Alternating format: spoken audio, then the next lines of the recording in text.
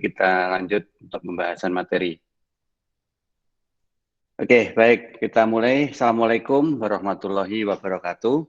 Waalaikumsalam warahmatullahi wabarakatuh. Alhamdulillah, pada siang hari ini kita bisa bertemu kembali untuk membahas kelanjutan materi manajemen keuangan kita. Setelah pada siang hari ini kita akan membahas terkait dengan risk and return. Oke, sebelum kita lanjut, seperti biasa, mungkin ada yang perlu disampaikan terkait dengan materi yang sudah pernah kita bahas sebelumnya. Monggo, silakan kalau ada yang mau disampaikan.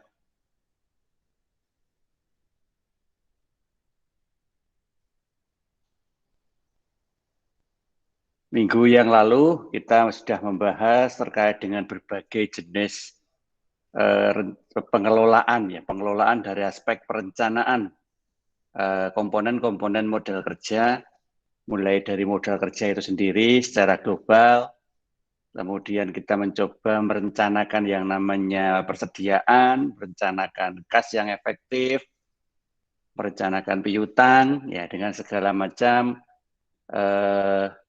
cara yang memang berdasar metode-metode yang berbeda-beda. Itu semua tidak lupa memang digunakan untuk mencoba memberikan estimasi.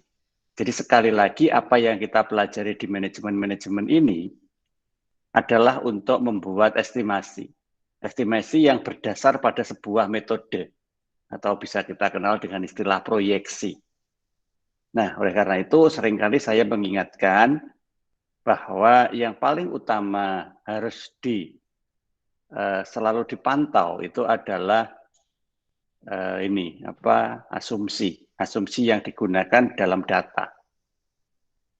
Ya, semua metode yang kita gunakan kemarin itu pada prinsipnya ada asumsi-asumsi yang kita taruh di dalamnya. Nah, oleh karena itu yang paling penting untuk kita kawal itu adalah asumsi yang kita gunakan.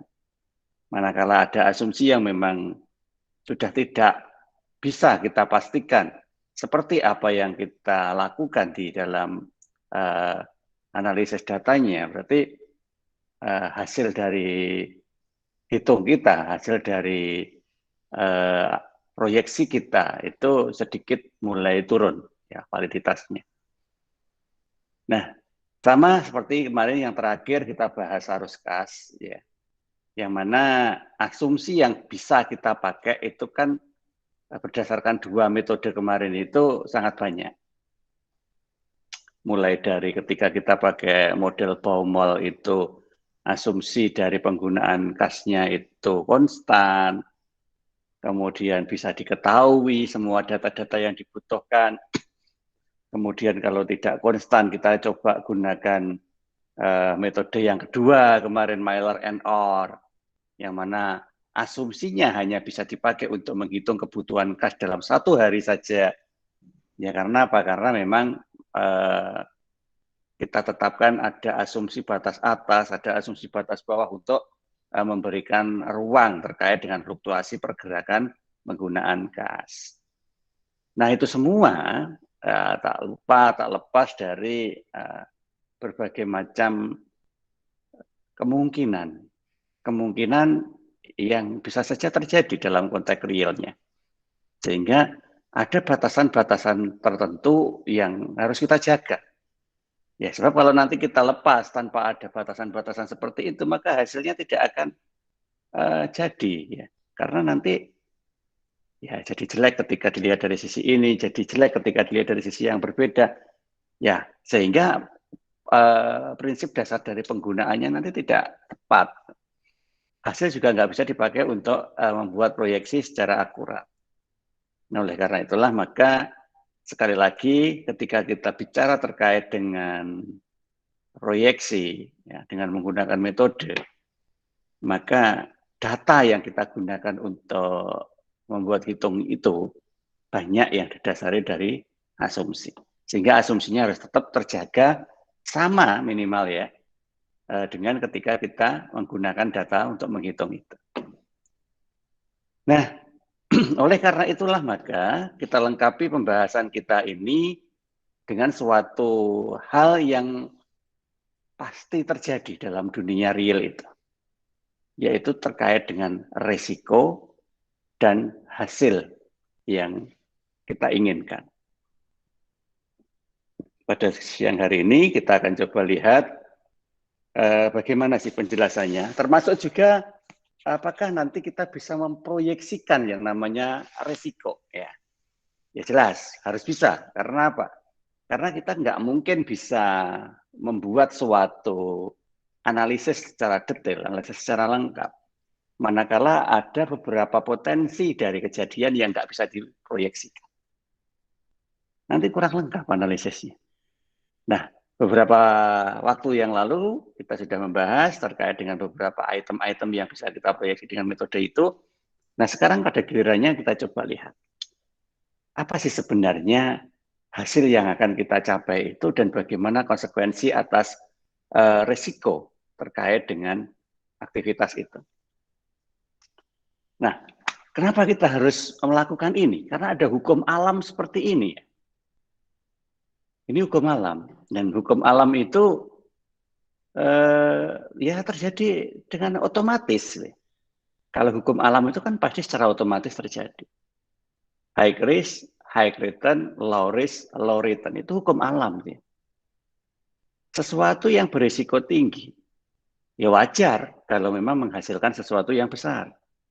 Ya. Dan sebaliknya, kalau di dalam suatu aktivitas itu risikonya kecil, ya wajar kalau hasilnya juga sedikit. Nah, itu hukum alam. Tapi kan manusia itu dididik oleh alam untuk tidak selalu mengikuti hukum alam. Nah ini, karena manusia itu banyak maunya ya. Sehingga mencoba untuk mengkritisi hukum alam ini. Ya. Walaupun harus ada beberapa hal yang dikorbankan nanti ketika harus mengikuti sesuatu yang berbeda dari hukum alam.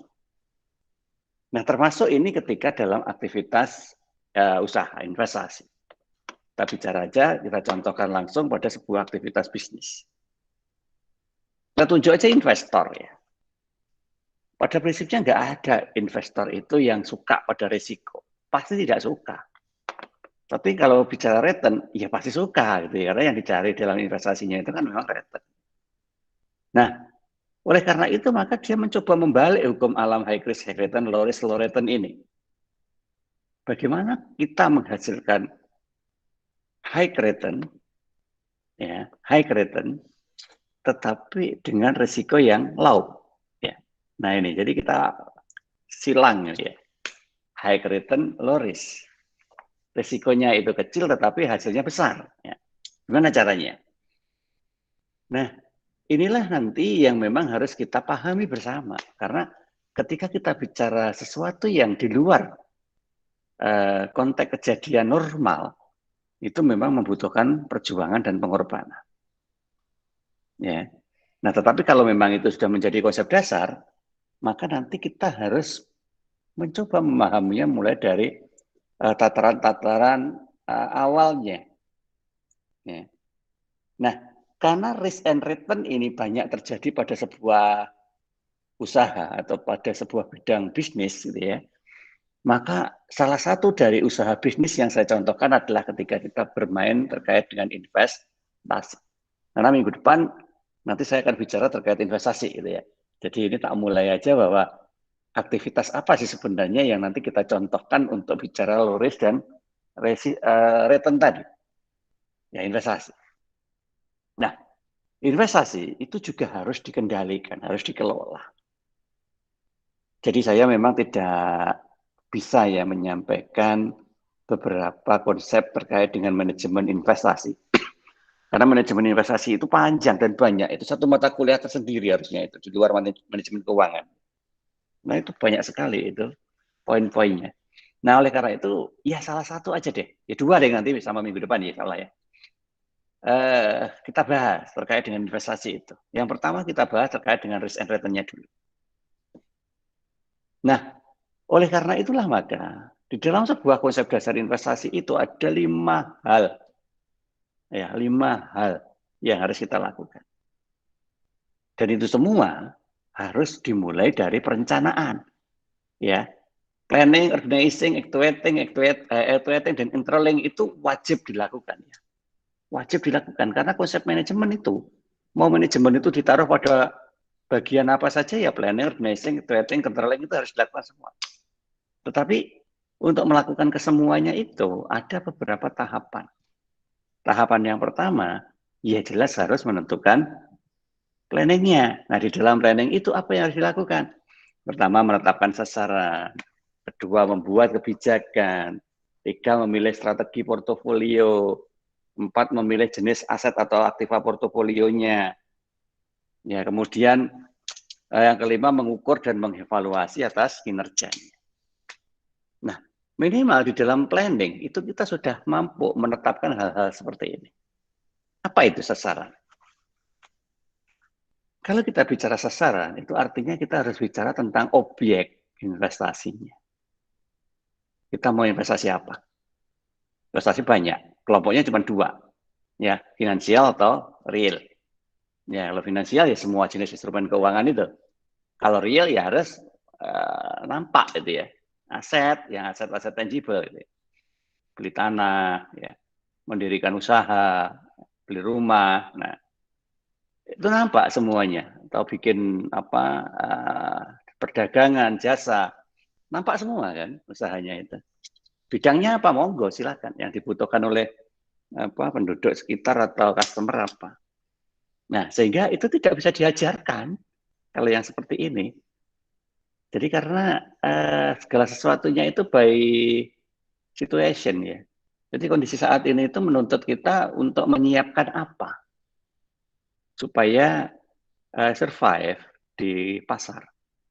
Nah, kalau saya berpikir begini, kalau kalian ingin apa yang kalian lakukan itu berhasil atau apa yang kalian lakukan itu direspon oleh pasar, paling gampang itu masuklah sebagai ini jenis usaha substitusi. Kalian amatin aja apa yang sudah ada di sekitar kita. Katakanlah kita bicara di Ponorogo gitu ya. Nah, di sekitar kita Ponorogo itu apa sih produk yang paling laris atau dibutuhkan oleh customer? Ya banyak gitu ya. Kita contohin aja salah satunya apa? Warung misalkan gitu ya. Warung Ponorogo kan kota 1 juta warung. Gitu. Nah sekarang warung itu butuh apa supaya dia bisa jualan? Nah segala sesuatu yang dibutuhkan oleh warung itu supaya bisa jualan itu kan belum tentu dilakukan sendiri oleh warungnya. Kadang-kala warung itu hanya jualkan saja kok, dia nggak memproduksi apa-apa. Ya kan dia hanya jasa saja, jasa dagang gitu. Jasa dagang itu gabungan 2 jenis usaha. Ya. Oke, nah sekarang kalau begitu siapa yang mensubstitusi semuanya? Ya berarti kan ada pihak lain yang kita sebut dengan nama supplier. Nah, kalau kita mau eksis, ya sudah, kita masuk aja di situ karena objeknya jelas, yaitu warung itu butuh beberapa hal supaya dia bisa jualan. Nah, beberapa hal yang bisa kita siapkan apa?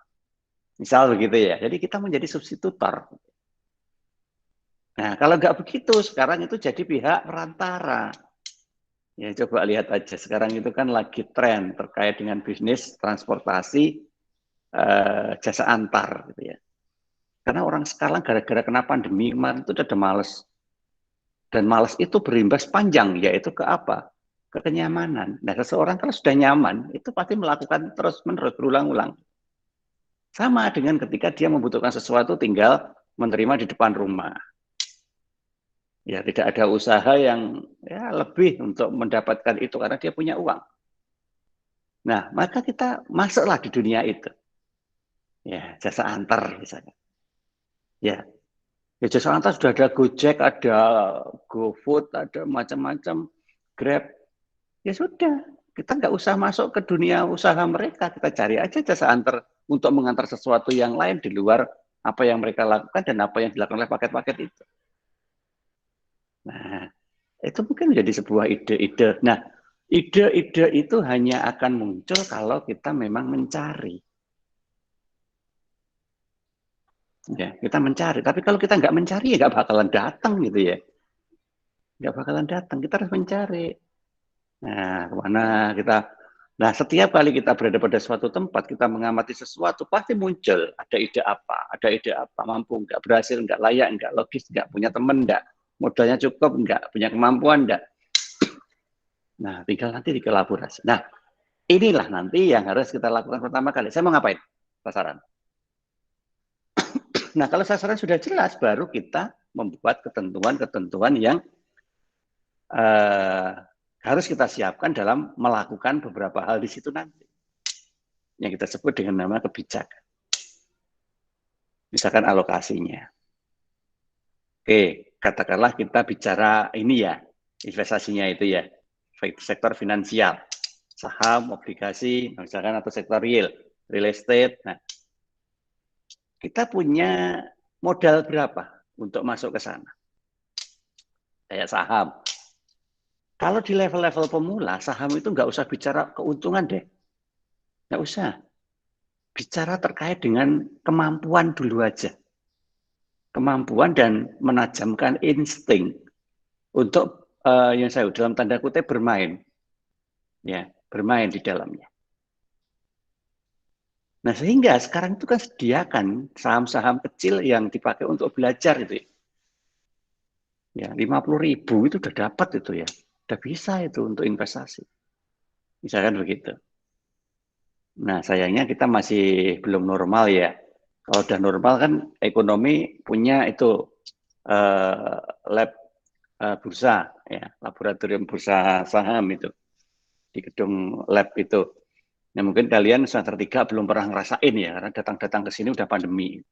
Nah, suatu saat nanti semoga lab itu sudah kembali bisa berjalan normal. Nah, dulu sebelum pandemi, lab itu sangat gampang itu dipakai untuk belajar gitu ya. Namanya juga lab.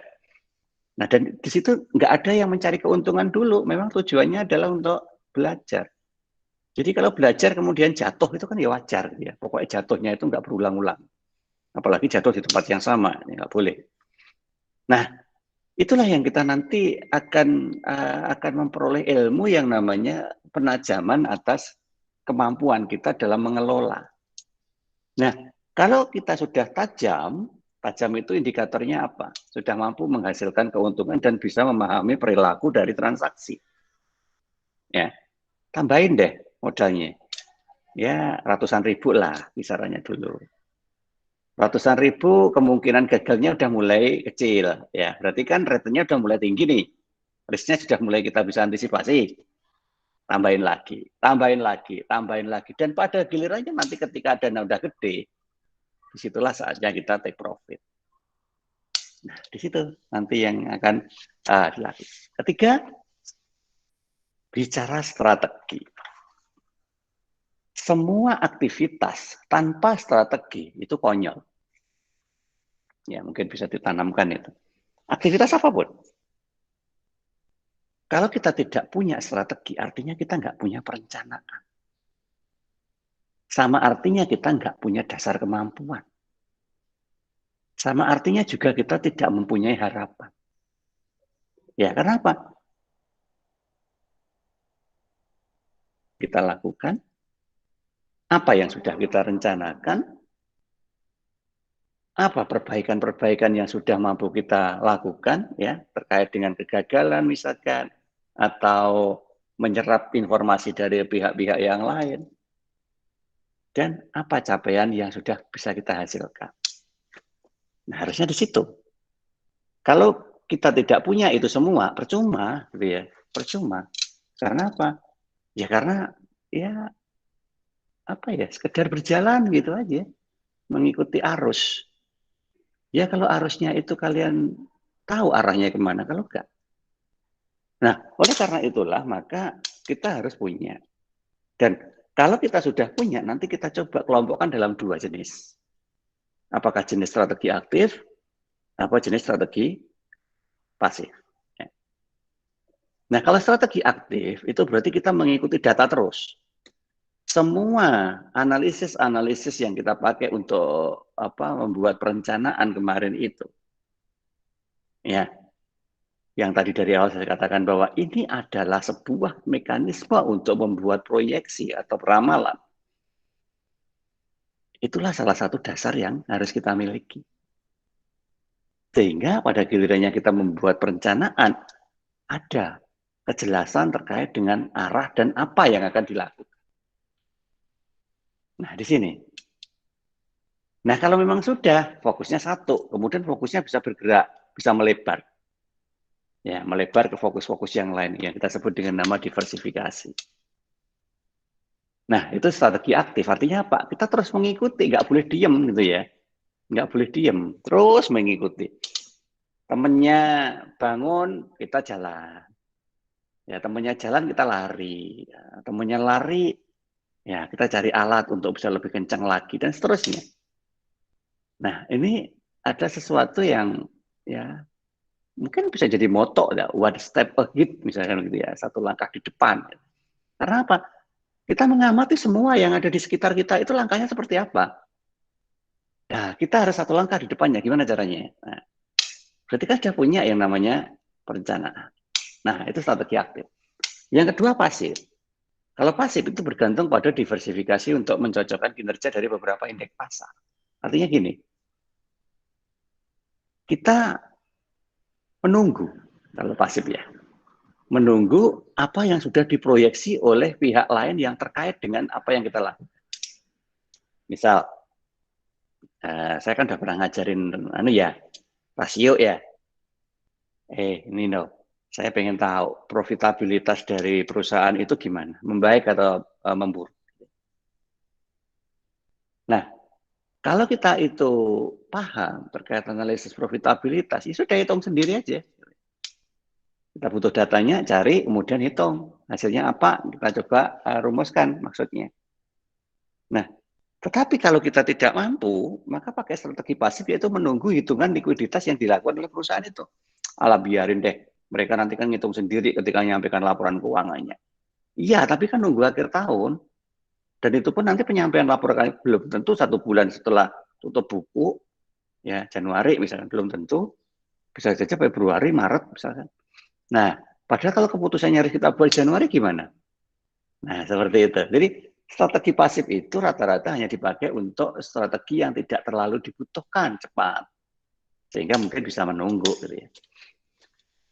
Nah, kemudian yang keempat adalah memilih. Jadi, menentukan aset atau aktiva yang akan kita gunakan sebagai objek.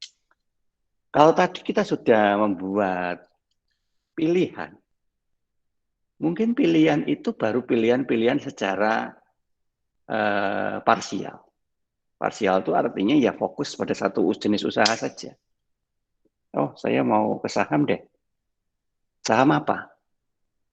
Nah, itu kan pertanyaan begitu, karena perusahaan itu kan banyak banget gitu kan di sana. Oh, perusahaan industri, manufaktur. Manufaktur itu lagi masih dipecah dalam berbagai subsektor. Subsektor rokok misalkan, subsektor otomotif misalkan, ya. Kemudian subsektor permesinan, subsektor apalah namanya itu perakitan, dan macam-macam, kosmetik. Nah, apakah kita mau ngawur ketika ngambil? Kan enggak. Berarti kan kita harus amati dulu. Kalau begitu di manufaktur itu yang paling bagus pertumbuhannya subsektor apa? Nah, misalkan begitu. Otomotif, katakanlah begitu. Oke, ambil punya Astra Internasional Tbk, ya, atau Indomobil.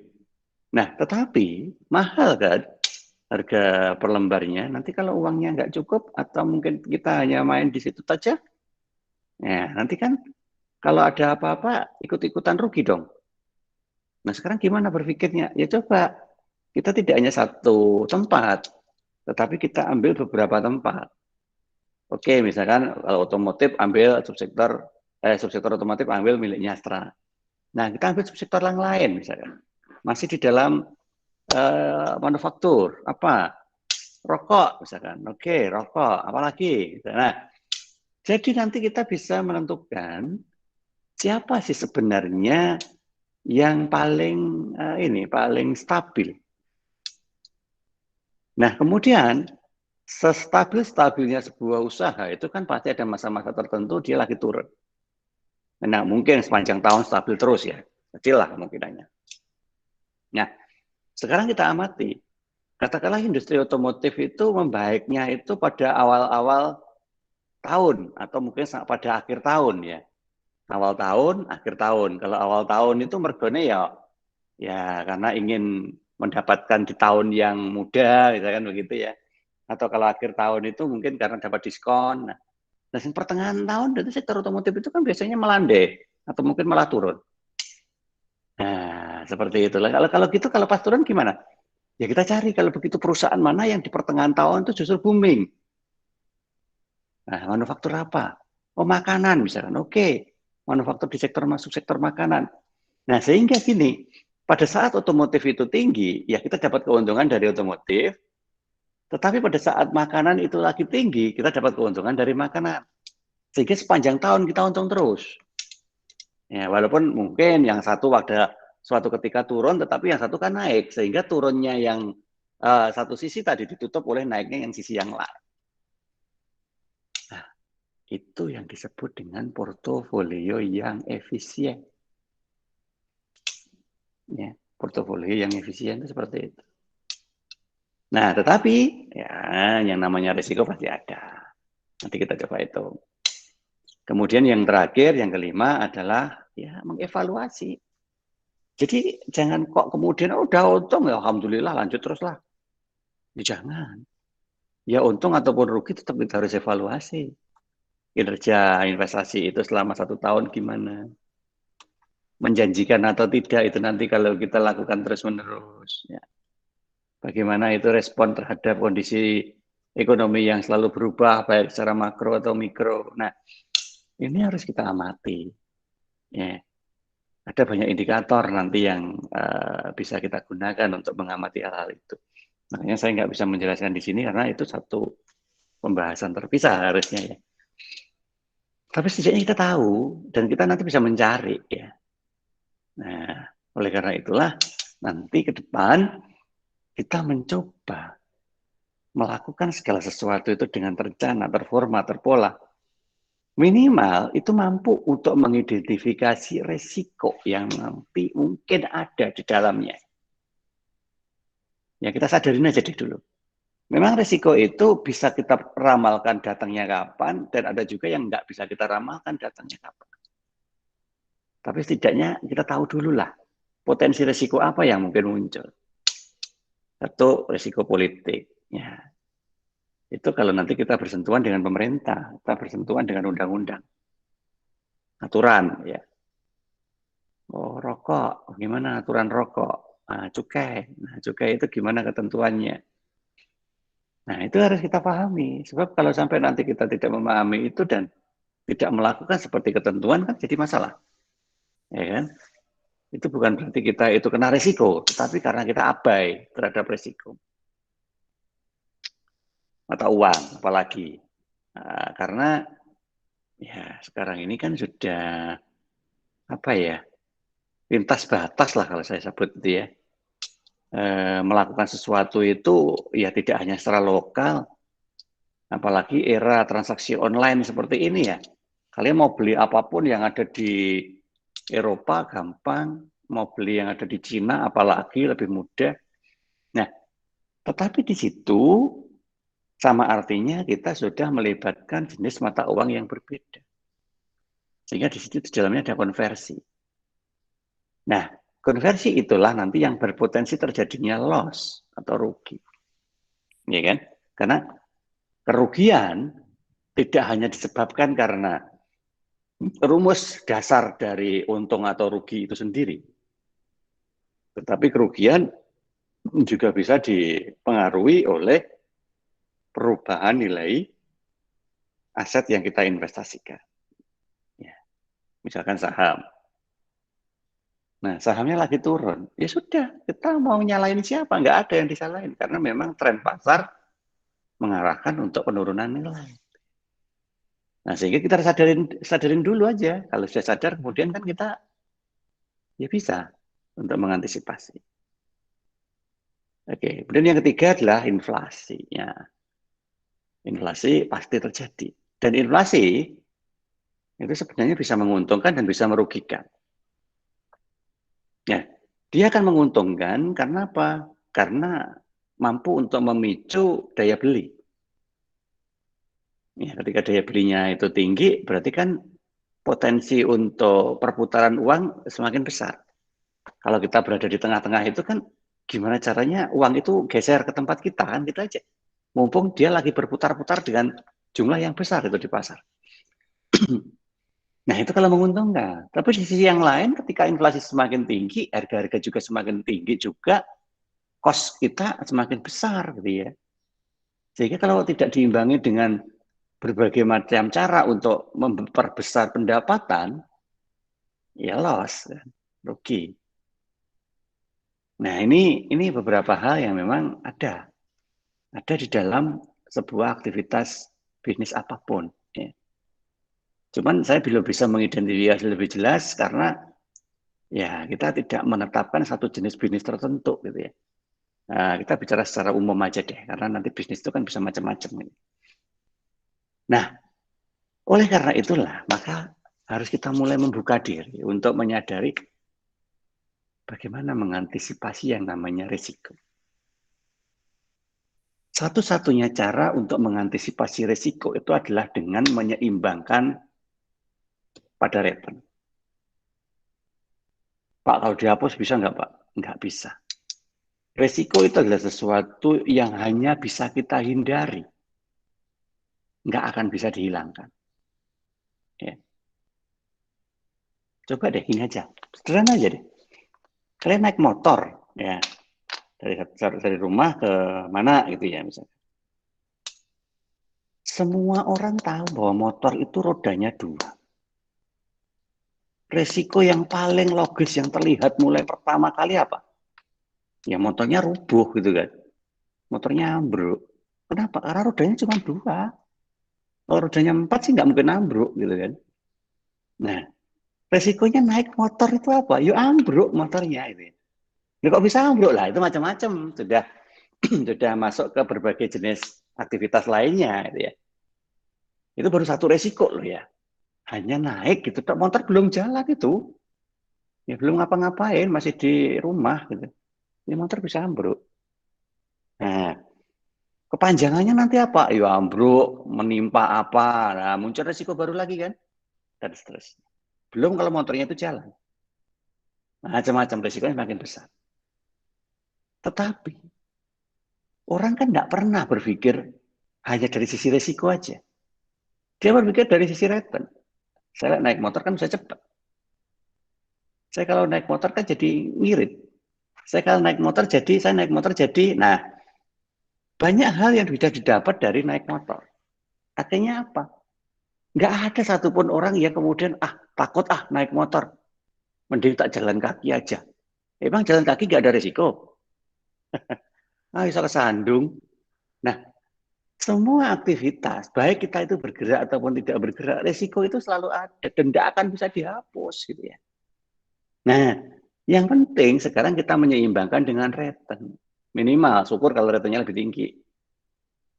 Nah, sehingga dari sinilah kemudian kita bisa minimalisasi yang namanya risiko. Nah, kalau kemudian kita kembali kepada investasi, itu juga sama. Ya, dalam menghitung return dan risiko, ya, bersama-sama, itu harus dicari berbagai macam kemungkinan-kemungkinan yang nanti bisa menyeimbangkan keduanya. Investasi dengan return paling tinggi, dengan tingkat risiko tertentu, atau bagaimana? Nah, ini masih kita lakukan. Nah, oleh karena itu, karena kita mau bicara dalam objek investasi, ya, kita bicara investasi secara umum ya, tidak mengarah pada satu jenis investasi tertentu ya. Maka nanti kita mengenal ada istilah yang namanya return investasi. Jadi kita bicara istilah-istilah dulu. Return investasi. Jadi sesuatu yang kita peroleh dari aktivitas investasi. Ada dua. Yang pertama adalah yield. Yield itu sama dengan dividen ya. Dan yang kedua adalah capital gain. Ya. Capital gain itu adalah selisih lebih antara harga jual dan harga beli. Belinya 1, jualnya 2. Jadi ada selisih lebih 1. Sehingga itu adalah gain. Tapi ada juga loss. Kita beli 2, jualnya cuma 1. Ya, kita loss 1. Nah, itu berpotensi terjadi. Nah, itulah disebut dengan return. Nah, return itu nanti akan masuk ke dalam cash flow. Ya. Sehingga nanti ada salah satu komponen dalam cash flow itu kan, kalau kalian sudah bisa memahami akuntansi ya, yaitu aktivitas investasi untuk aktivitas usaha, ya, atau arus kas untuk aktivitas investasi lah, itu yang sering terjadi seperti itu. Nah, arus kas untuk aktivitas investasi atau usaha tadi, itu kan ada flow, baik itu cash in atau cash out gitu ya. Nah, kemudian akan terjadi deviasi di situ, selisih. Nah, selisih itulah yang kita sebut dengan nama return. Demikian juga dengan saham dan obligasi. Ya. Sehingga nanti ketika kita berada pada aktivitas saham ataupun obligasi, nanti berpotensi terjadi perubahan. Di mana perubahan-perubahan itu dipengaruhi dua hal tadi, yield and capital gain. Sehingga total return di dalam sebuah aktivitas saham atau obligasi itu ya yield plus capital gain. Ya. Loss-nya itu abaikan aja ya, diusahakan tidak loss lah. Nah, jadi seperti itu.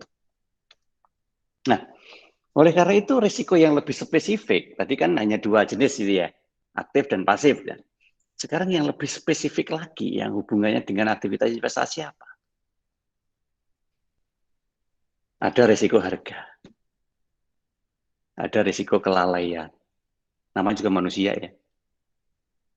Ada risiko inflasi, tadi sudah kita bahas. Ada risiko nilai tukar, tadi juga sekilas sudah.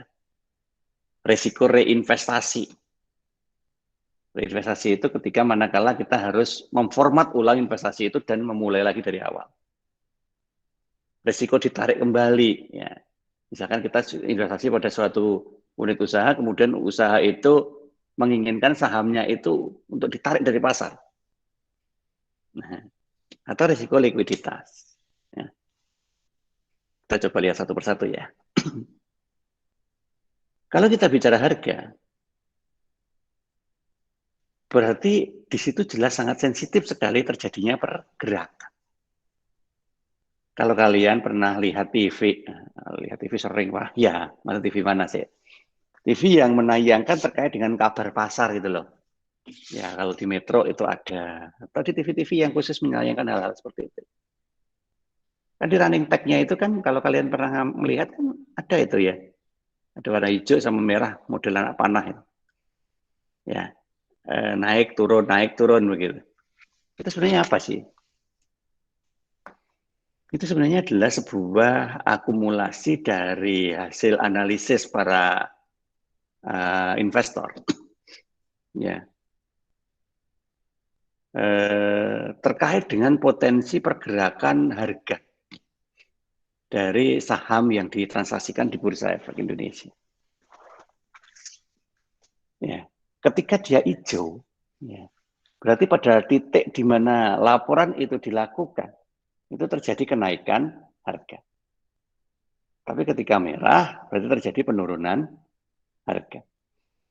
Nah, namanya orang mau invest itu kan tidak mikir kok, nunggu sesuk-isuk, nunggu nanti malam kan tidak. Nunggu tanggal sekian kan tidak. Dia membacanya itu tergantung pada situasi di mana objek yang dijadikan investasi tadi mengalami apa? Penurunan. Justru ketika dia mengalami penurunan, ketika dia mau beli, tunggu aja deh ketika dia harganya lagi turun. Ya. Sehingga apa? Ada potensi untuk kembali naik. Nah, sehingga ketika dia sudah beli, kemudian terjadi kenaikan, maka dia dapat yang namanya capital gain tadi. Minimal dia sudah dapat 1 dari 2 potensi yang nanti akan diperoleh. Nah, tetapi gimana caranya untuk ngamatin itu? Ya sudah, kita harus membaca dulu, membaca semua terkait dengan analisis-analisis terkait dengan pasar, pergerakan yang ada di pasar modal. Nah, risikonya apa? Ya risikonya kalau kita tidak mampu untuk memahami analis-analis itu, ya sudah, berarti kita salah untuk mengambil keputusan. Ya, di situ nanti jatuhnya. Itu yang pertama. Kemudian yang kedua adalah kelalaian. Nah, kelalaian itu adalah risiko bawaan, ya, default risk. Ya, default risk. Jadi gawan bayi ini, gitu ya. Gawan bayi siapa? Ya gawan bayi dari objek investasi itu. Ya misalkan obligasi, obligasi itu kan tidak bicara terkait dengan capital gain ya. Ya tidak bicara juga terkait dividen, tapi dia bicara terkait dengan bunga. Capital gain mungkin dikit-dikit dapat lah. Tapi dia tidak terlalu banyak ke sana. Tapi rata-rata bicaranya bunga. Nah, ketika bunga obligasi itu naik, ya sudah. Berarti kan kita dapat gain yang tinggi. Gitu. Tergantung naiknya berapa persen. Nah, tetapi ketika nanti bunga itu lagi turun, ya sudah, rugi. Nah, pada saat rugi kita ngapain? Ya, diem aja. Nggak usah dijual sambil berharap nanti naik lagi. Nah, jadi seperti itu. Nah, oleh karena itu maka itu adalah risiko defaultnya, risiko bawaannya memang begitu. Nggak mungkin kita kemudian menunggu dia itu naik terus lah keuntungannya. Ya nggak mungkin. Ketika dia naik pada satu titik tertentu dia akan turun. Nah, termasuk juga selain dari sisi bunga juga terkait dengan ini apa objek kredit yang dijadikan obligasi. Saya tidak cerita obligasi itu apa loh ya. Saya berharap kalian udah ngerti obligasi itu seperti apa. Jadi saya tinggal bercerita teknis-teknisnya aja. Jadi ketika nanti resiko kreditnya itu terjadi pada tempat di mana obligasi itu di launching, ya, dibuat, ya maka nanti akan menghasilkan sesuatu yang menyebabkan nilai obligasi itu kemudian turun. Ini bukan bunganya yang turun, tapi nilai obligasinya. Ya, sudah sama dengan saham tadi ketika nilainya turun, berarti apa? Ya berarti potensi terjadinya perolehan atas obligasi itu yang semakin rendah itu akan kita terima. Ya. Nah, semuanya itu nanti pasti otomatis akan mempengaruhi cash flow. Ya kan? Ya sudah, berarti apa kalau begitu untuk menjaga itu? Ya milih obligasi yang paling valid, paling bagus, paling stable, paling stabil. Pembelian kan juga banyak kan? Ya, atau yang dijamin pemerintah, misalkan sukuk, misalkan seperti itu di obligasi syariah, aman itu kan? Mana mungkin pemerintahnya kok rugi? Nah, aman. Jadi mencari yang aman-aman aja. Tapi biasanya ya tidak terlalu tinggi hasilnya, gitu ya. Tidak terlalu tinggi. Karena apa? Ya tadi low risk, ya. Low risk kan, low return. Nah di situ. Tapi nggak apa-apa. Yang penting kan stabil. Sehingga returnnya itu tidak kita hitung secara bulanan misalkan ya. Tapi kita hitung returnnya itu secara akumulatif tahunan dan rata-rata. Kira-kira kita stabil dan yang lain itu tinggi tapi tidak stabil, kalau di rata-rata mungkin sama gitu ya. Tapi yang tidak stabil itu kan pikirannya banter loh, ya kan? Kadang tidur aja nggak bisa. Tetap tinggal tidur kayak nilai obligasiku turun. Nah, tinggal tidur kalau nilai sahamku anjlok piye. Nah, kita nggak berani tidur. Namatin terus. Ya repot juga loh. Nah, disinilah yang namanya potensi resiko kelalaian. Inflasi, tadi sudah. Ya, 11 ya. Inflasi. Pada prinsipnya nanti kalau inflasi itu kena, ya kita menjadi suatu tempat yang memang terdampak pada risiko inflasi, nanti otomatis aktifanya juga akan turun. Ya. Minimal nilai dari aktiva tetap lah. Ya, minimal itu. Atau mungkin dari nilai kas yang berkurang akibat nilai inflasi. Nah, atau mungkin dalam sisi ini instrumen obligasinya atau instrumen investasinya lah, seperti ini ya. Misalkan ada seorang investor membeli instrumen hutang dengan maturitas 1 tahun. Maturitas itu masa berlaku ya. Instrumen hutang itu tadi, obligasi tadi. Nilainya adalah 1.500. Suku bunga 7%. Tingkat inflasinya 6%. Harusnya 1 tahun dibagi dengan 1 ditambah dengan tingkat inflasi. Sehingga nilai cash flow-nya akan berkurang. Nah, ini adalah suatu perencanaan sebenarnya. Nah, perencanaan yang kita lakukan di sini adalah perencanaan yang mana kita mencoba memperhatikan tingkat inflasi di dalamnya. Ini itu. Tingkat inflasi 1 tahun 6%. Ya, kita hitung. Nah, oleh karena itu maka apa? Potensi nilai cash flow-nya nanti turun. Sehingga karena ini sudah dalam sebuah bentuk perencanaan, sehingga nanti kalau benar-benar inflasi itu sampai menyentuh 6%, ya nggak ada diskusi lagi terkait dengan penurunan cash flow. Karena itu dari awal sudah kita sadari. Nah, oleh karena itu nanti kalau yang lain nggak mau, jangan sampai dia turun. Nah, kalau begitu ya jangan investasi di situ. Nah, yang lain. Nah, itulah ya diskusinya di situ. Nilai tukar. Nah, nilai tukar itu mata uang asing tentunya ya. Nah, apalagi kalau sekuritasnya itu sekuritas internasional. Ya, saham-saham perusahaan internasional. Di mana ukuran dari nilainya adalah US dollar. Ya sudah, pada saat nilai US dollar itu menguat, rupiah melemah, ya naik nilainya kan.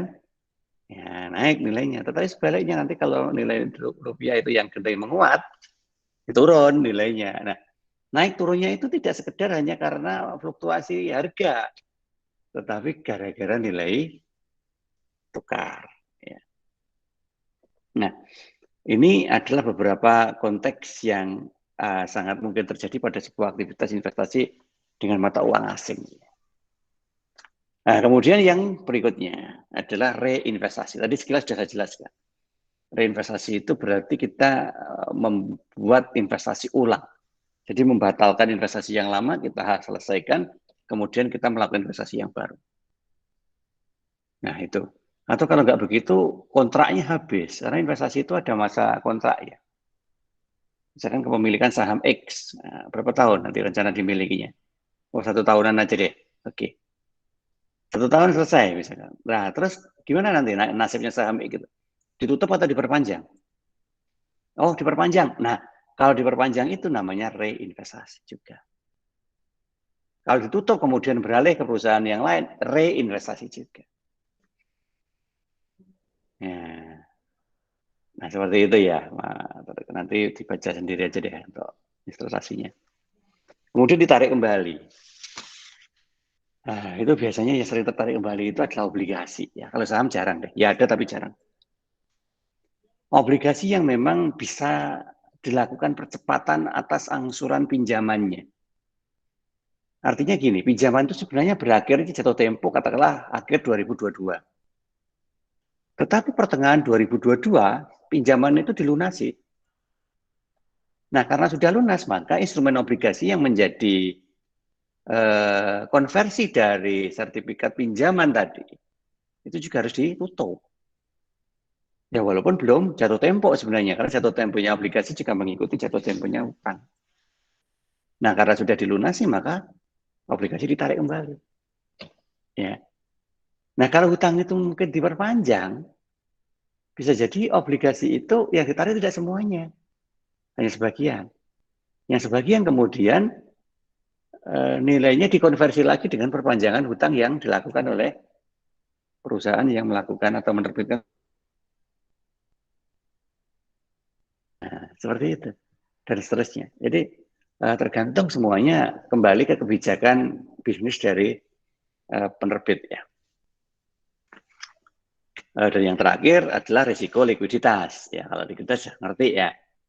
Di kemampuan ataupun kelancaran dari perputaran uang yang ada di dalam perusahaan itu sendiri dibanding dengan dana-dana yang menggunakan pinjaman. Ya. Nah, sehingga nanti likuiditas itu akan berdampak kepada kemungkinan untuk menjual menjual aktiva finansialnya. Ya, kalau likuiditasnya lagi bagus, lagi tinggi, ya mungkin mudah gitu ya, menjual karena orang percaya semua. Lancar sih perusahaan itu, aman, nggak ada masalah. Gitu. Tetapi begitu likuiditasnya itu melemah, sulit nanti untuk dijual karena orang menjadi takut. Nanti tak beli, kayak jatuh perusahaannya. Nah, akhirnya hukum supply and demand itu terjadi. Karena nggak ada orang yang mau beli, ya udah kan harga kemudian turun. Ya, turun. Nah, pada gilirannya ketika perusahaan itu mampu memperbaiki likuiditas, maka harga naik lagi. Nah, makanya tadi saya katakan, pinter-pinter lihat kemampuan perusahaan itu dalam masa depan. Kalau perusahaan itu likuiditasnya turun, tetapi kita yakin bahwa perusahaan itu nanti mampu memperbaiki likuiditasnya, ya saat ini memang harga sahamnya itu anjlok. Tetapi karena dia itu punya potensi untuk memperbaiki likuiditas, besok dia akan naik kok. Tinggal nunggu waktu aja. Contohnya saham Garuda Indonesia kemarin itu ya. Kan ya kalau kalian ngikutin ya. Ya moga-moga kalian ngikutin. Ketika dikabarkan bahwa pinjaman Garuda Indonesia yang jatuh tempo itu hampir mustahil untuk dilunasi, itu kan dengan serta-merta likuiditasnya turun. Ada isu mau dijual, ada isu macam-macam gitu ya. Nah, sehingga nilai saham Garuda Indonesia juga lemah. Padahal Garuda Indonesia itu saham perusahaannya nilainya tinggi. Gitu ya. Sehingga kalau nanti investasi itu ya keuntungannya juga tinggi. Nah, pada saat terjadi pelemahan itu, maka investor membuat analisis. Mampukah Garuda Indonesia memperbaiki investasi di sektor likuiditasnya? Kalaupun mampu, butuh waktu berapa lama? Nah, sehingga analis itu mampu untuk membuat proyeksi dengan metode-metode hitungnya itu. Nah, sehingga itu direspon oleh investor. Oke deh, saatnya beli. Jadi ketika saham Garuda Indonesia jatuh, itu Garuda Indonesia juga nggak pusing.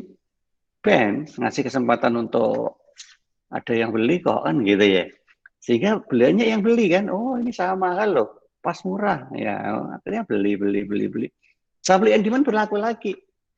Selain karena memang likuiditas mulai bisa diperbaiki, karena banyak yang beli sahamnya, maka otomatis nilai sahamnya kan naik kembali. Sehingga sudah dapat capital gain lagi. Nah, itu yang terjadi. Ya. Nah, kemudian selain itu juga ini ketika nanti bertransaksi dengan broker atau pialang ya. Broker itu makelar, bahasa Ponorogonya begitu. Karena apa? Ketika kita mau menjual saham itu pasti melewati broker. Karena broker itulah nanti yang mempunyai informasi terkait siapa yang akan membeli. Ya.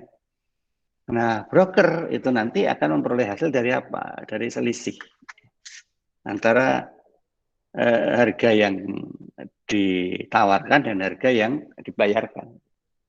Nah, nanti ya biasalah kayak jual beli barang pada umumnya gitu kan. Tetapi langsung nanti ada di situ keuntungannya.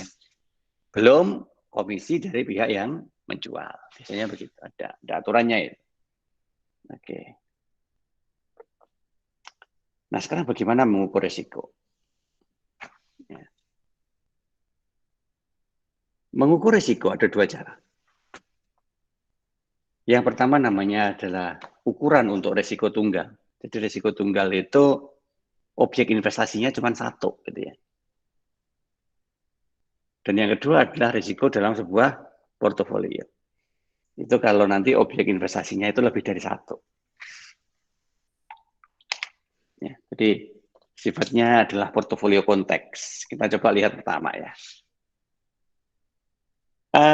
Ketika nanti kita bermain terkait dengan portofolio, ya, ada dua tipe risiko yang akan kita temukan di dalamnya. Ya. Portofolio udah tahu ya. Portofolio itu manakala kita berinvestasi lebih dari satu objek. Ada pepatah mengatakan ini, don't put your egg in one basket. Ya, jangan letakkan telur itu dalam satu keranjang yang sama. Sebab kalau nanti kalau letakkan di satu keranjang yang sama, jika telur itu keranjangnya jatuh, ya pecah semua isinya. Ya, telur-telur itu pecah semua, kita nggak punya lagi. Nah, tapi coba dibagi aja naruhnya. Satu keranjang isinya 3, keranjang yang kedua isinya 5, keranjang yang ketiga isinya 1, dan seterusnya. Sehingga kalau salah satu keranjang itu jatuh, ya kita masih punya yang lainnya. Ya, jatuh semua Pak, ya kecil kemungkinan jatuh semua toh. Kok sembrono sampai jatuh semua. Nah, oleh karena itu maka konteks portofolio itu mendasari ketentuan-ketentuan dan asumsi seperti tadi. Jadi supaya kita itu bisa mempunyai keuntungan yang selalu konstan, kontinuitas, maka kita harus ambil beberapa objek investasi yang masa panennya itu tidak bareng. Kayak tadi saya katakan, mungkin grupnya otomotif panennya di awal dan di akhir tahun. Nah, tapi di tengah tahun gimana? Dia lemah, turun. Nah, untuk nutup turunnya apa? Kita ambil perusahaan grup makanan. Grup makanan misalkan kuat di tengah karena hari raya itu di situ. Ya, kuat di situ. Nah, sehingga pada saat sektor otomotif turun, sektor makanan naik. Pada saat sektor makanan turun, sektor otomotif naik. Sehingga secara rata-rata sepanjang tahun kita untung. Gitu kan. Nah, itu yang kita sebut dengan nama portfolio konteks. Apa resikonya? Yang pertama resiko yang disebut dengan diversiable risk. Yang kedua namanya market risk. Ya. Apa diversible risk? Diversible risk itu tadi loh, resiko bawaan. Jadi gawat bayi ini tadi. Ya, resiko yang memang melekat pada objek investasi itu. Kayak saham, terjadi fluktuasi harga. Ya sudah, bawaannya itu. Nah, kalau market risk risiko pasar. Jadi risiko yang terjadi akibat transaksional aset tersebut di pasar. Ya. Nah, di sini yang paling relevan dalam pengukurannya hanya market risk. Ya, hanya market risk. Kenapa? Karena bisa diukur. So, pasar itu bisa diamati dan bisa dihitung dan proyeksinya jelas. Tapi kalau diversiable nggak jelas. Kenapa? Karena itu gawan bayi. Gawan bayi itu kan karakter. Ya kalau sudah bicara karakter berarti ya sudah. Ya adanya seperti itu. Jadi bisanya ya hanya mencoba menyikapi supaya karakter itu tidak terlalu apa ya membuat risikonya itu semakin parah. Nah seperti ini diversiable risk. Nah karena karakternya yang seperti tadi maka kita bentuklah portofolio supaya sepanjang tahun ada keuntungan. Nah ini kejadian-kejadiannya sementara saya contohkan kejadian yang agak ekstrim aja ya. Nah oleh karena itu nanti kita bisa menutup kerugian akibat diversible risk itu dengan portofolio. Kalau market risk berarti ya pasar, faktor-faktor yang terjadi dan mempengaruhi pasar itu seperti inflasi, kenaikan bahan bakar minyak, perang, ya, dan seterusnya. Nah, itu suatu hal yang sangat berpotensi muncul terjadi dalam sebuah risiko. Nah, sekarang kita bicara return. Seperti yang tadi saya katakan bahwa return itu merupakan instrumen yang kita pakai untuk membelenkan risiko. Risiko hampir tidak kita rasakan. Kita bisa abaikan risiko manakala tertutup oleh return. Nah, sehingga ketika kita nanti menghitung risiko, harus seiring dengan menghitung return. Dengan ketentuan minimal seimbang. Ya, salah satu untuk menghitung return investasi ya, ada ini logika sederhananya dulu aja ya. Ya, katakanlah in dollar term ya dalam sebuah kondisi nilai dolar.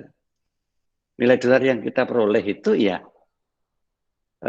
terjadi ketika kita mampu menghitung berapa kira-kira perolehan yang kita akan terima, amount received ya, dikurangi dengan berapa kira-kira investasi yang kita lakukan? Mohon investasi. Jadi katakanlah gini, kalian menginvestasikan untuk kegiatan itu tadi adalah 100. Ya. Terus kalian memperoleh berapa dari 100 itu tadi? Oh, ternyata saya memperoleh 150. Nah, berarti retenya berapa di situ? Bukan 150 ya, retenya adalah selisih 50. Itulah rate. Nah, seperti itu cara ngitung return. Jadi keuntungan, return itu cenderung ke arah selisih yang disebabkan karena adanya keuntungan. Jadi bukan semua yang kita terima, tidak. Ya, hanya keuntungannya saja yang kita akui sebagai return. Oke. Ya. Nah, sekarang kita coba hitung. Return itu nggak bisa dihitung satu-satu. Ya, ya kecuali kalau objeknya hanya sederhana ya, satu tok gitu. Ya satu tok aja kalau nanti kita sudah masuk ke dimensi waktu kan juga nggak bisa ngitungnya per hari, per minggu, per bulan, kan terlalu panjang. Maka kita buat yang namanya rate of return, ya rata-rata dari keuntungan lah, atau persentase dari return. Rumusnya apa? Rumusnya ini, rate of return sama dengan amount received dikurangi amount invested dibagi dengan amount invested. Ya, prediksi akan yang akan kita peroleh dikurangi dengan jumlah yang kita investasikan dibagi dengan jumlah yang kita investasikan. Nah, rate of return inilah nanti yang dipakai untuk mengetahui apakah investasi di tempat itu sebenarnya menguntungkan atau tidak. Kenapa? Karena kita ngambilnya rate rata-rata. Kalau kita ngambilnya hanya parsial pada titik-titik waktu tertentu aja, nanti kita kejebak. Ya kalau pas titik tertentu itu bisa bertahan terus seperti itu. Kalau titik tertentu itu pas lagi untung-untungnya, pas lagi panen, maka kita akan menyikapi hari-hari atau waktu-waktu di luar panen itu dalam posisi kita memperoleh pada waktu panen toh. Nah kalau sudah seperti itu kan repot. Karena apa? Ya karena nanti kita salah memprediksi. Karena kondisinya itu tidak selalu terjadi seperti itu, ya. Tetapi kita memperkirakannya seperti itu. Nah, inilah yang kemudian kita gunakan rate of return sebagai dasar untuk perhitungannya. Nah, ada beberapa definisi nanti di sini yang akan kalian pahami ya terkait dengan ini. Yang pertama, return itu apa? Nanti tolong dibaca deh ya. Risiko itu apa? Nah, yang warna merah itu sangat vital, itu harus kita perhatikan. Ya, tadi di depan sudah saya katakan bahwa return itu adalah selisihnya, ya, selisihnya. Sedangkan risiko itu adalah sesuatu yang nanti akan terjadi pada saat return itu nanti tidak sesuai dengan harapan. Ya, sehingga return dan risiko, risk and return itu harus balance. Karena risiko menunjukkan variabilitas return dari yang diharapkan. Sehingga makin bervariasi return, makin tinggi risiko dari suatu aset. Nah, tadi high return, always high risk. Nah, di sini yang memang harus kita perhatikan, ya. Harus kita perhatikan. Nah, sekarang bagaimana kita mencoba mengukurnya? Makanya tadi saya bedakan jadi dua. Ada yang kita ukur berdasarkan dari objek investasi tunggal dan ada yang kita ukur berdasarkan objek investasi portofolio gitu ya, majemuk. Nah, kalau tunggal kita sebut dengan nama stand alone. Ya. Resikonya diukur dengan stand alone risk. Ya. Nah, itu ada 3 cara nanti untuk mengukur risiko tunggal. Cirinya apa? Objek investasinya itu satu. Ya. Oke, sebentar ya.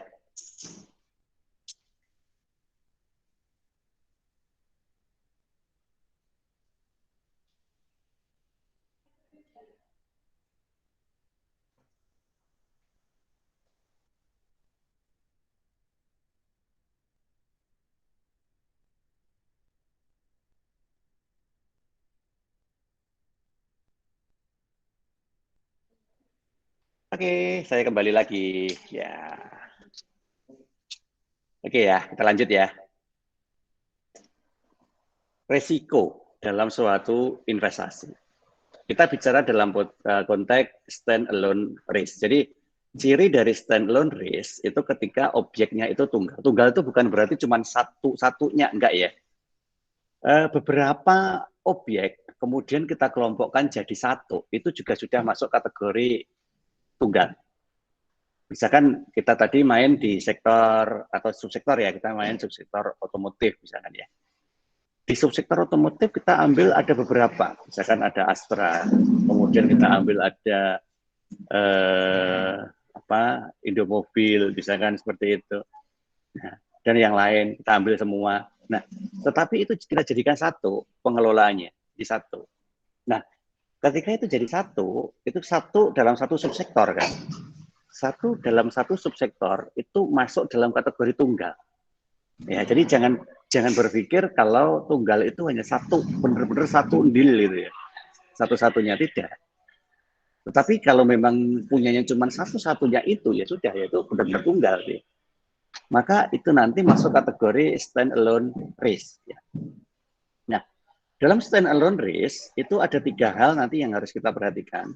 Yang pertama adalah expected return-nya. Return yang diharapkan itu berapa. Nah, bicara diharapkan itu bukan kemudian sak sire dewe gitu ya. Wah, aku pengenku sama ini, aku pengenku sama muda. Jadi ada hitungannya sendiri itu nanti ya di dalam expected return. Itu yang pertama ya. Jadi cara ngitung expected return-nya itu harus jelas. Kemudian yang kedua, deviasi standar return. Nah, selisih deviasi tadi ya. Selisih antara expected return dengan actual return. Jadi sing dikarepno ku mau piro, oleh iku piro kan begitu ya. Nah, itu namanya deviasi standar return.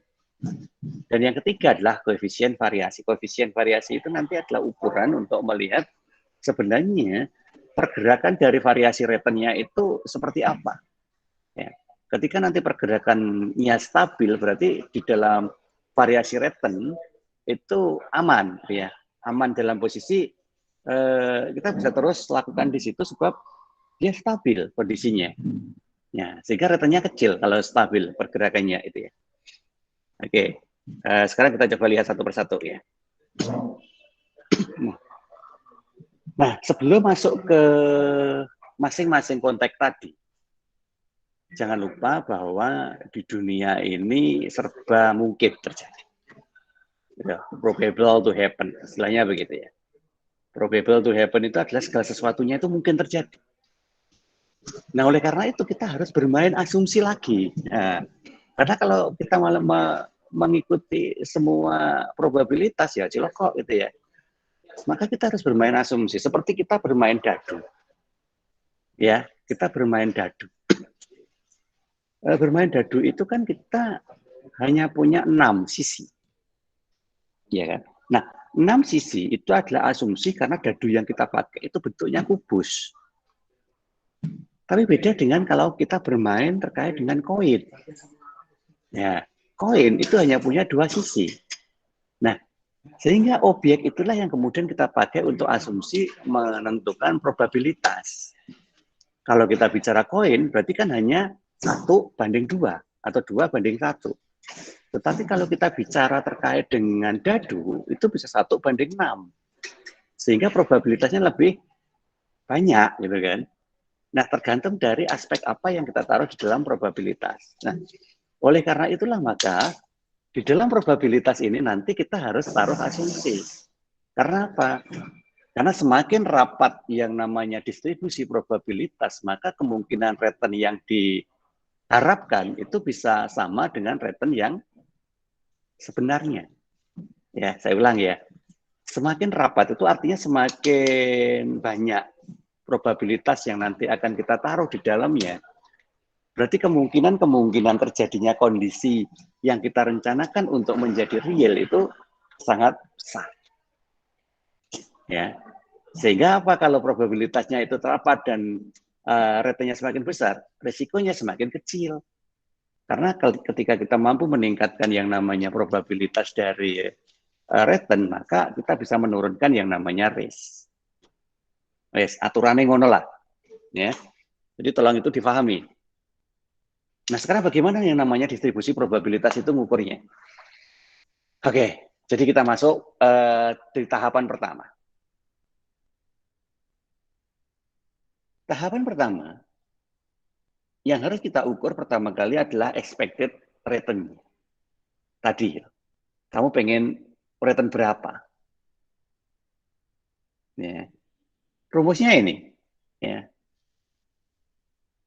K, K itu expected return-nya ya, sama dengan sigma KI, ya sigma itu jumlah ya, sigma KI dikali PI, di mana I sama dengan 1. Ya. KI itu apa? Tingkat keuntungan yang terjadi pada suatu kondisi I. Yang PI adalah probabilitas terjadinya kondisi I. Nah, wangel Pak, ya memang kalau dilihat dari rumusnya susah kayaknya. Tapi nanti kalau sudah masuk ke ke ilustrasinya nggak susah kok. Ya, makanya ini nanti sekedar tahu aja deh, nggak usah dihafal. Nggak usah dihafal, sekedar tahu aja dulu. Nah, ini loh contoh ya. Yang saya sebut dengan nama keadaan ekonomi, probabilitas kejadian itu seperti ini loh. Ya, katakanlah gini, keadaan ekonomi nggak usah banyak-banyak deh, kita menetapkannya. 3 aja deh. Yaitu pada saat kita lagi sukses, ya, booming, ya, kemudian pada kondisi normal, ya, dan kondisi paling jelek, ya, resesi. Nah, sekarang kita ukur berapa persen kejadian masing-masing. Nah, cara ngukurnya gimana, Pak? Nah, kalau di soal udah diketahui, ya, kalau di soal ya. Tetapi kalau di dalam kondisi real, Pak, ya kita harus ngamati. Booming itu indikatornya apa? Oh, manakala kita buat ring pendapatan mencapai, nah misalkan berapa persen sampai dengan berapa persen, katakanlah 80 sampai 100% dari target. Nah, itu berarti booming. Normal gimana? Ya normal rata-rata lah 50 sampai 80. Resesi gimana? Di bawah 50%. Itu resesi. Nah, kita kemudian lihat datanya di laporan itu. Dalam 1 tahun, boomingnya itu sampai berapa persen? Normalnya berapa persen? Resesinya berapa persen? Dari masing-masing saham perusahaan yang kita akan coba hitung. Katakanlah kita ambil 2 aja, PT Wing dan PT Indofood, katakanlah gitu. Ya, kita ambil 2. Nah, sekarang gimana caranya? Anggaplah, ya asumsi lagi ya, anggaplah booming itu 30% atau 0,3. Normalnya 40% lah, karena normal itu kan paling lama biasanya kan. Resesi 30% atau 0,3. Oke, kita taruh sebagai asumsi. Nah, kemudian Wing. Pada posisi booming, ya, pada posisi booming, rate of return on stock, artinya apa itu? Rata-rata tingkat pengembalian dari transaksional sahamnya itu sampai 100%. Wah, laris manis lah. Ya, karena pada saat booming, wah sahamnya sangat disukai banyak orang. Indofood itu cuma 20% aja, nggak terlalu. Ya, orang tidak seantusias Wing ketika dia booming, gitu ya. Hasil ini data lagi ya. Ya, kalau sekali lagi kalau di soal sudah diketahui, tetapi ketika dalam kondisi real kita harus cari sendiri. Nah, seperti itu. Di normal, Wing tidak terlalu, gitu ya. Karena apa? Ternyata respon orang-orang terhadap sahamnya Wing itu hanya suka kalau dia lagi naik. Kalau dia stabil, orang sudah mulai nggak suka deh. Banyak yang dijual pelan-pelan. Gitu.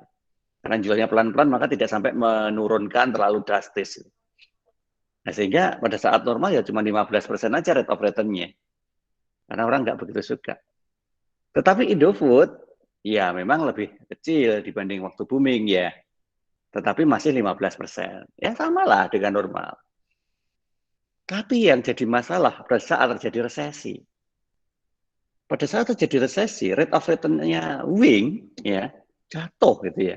Sampai minus 70%. Artinya apa? Rugi. Banyak orang yang rugi pada saat resesi. Ya, resesi itu manakala penjualannya Wing lagi jelek. Gitu ya. orang banyak yang jualin sahamnya PT Wings. Akhirnya terjadi resesi.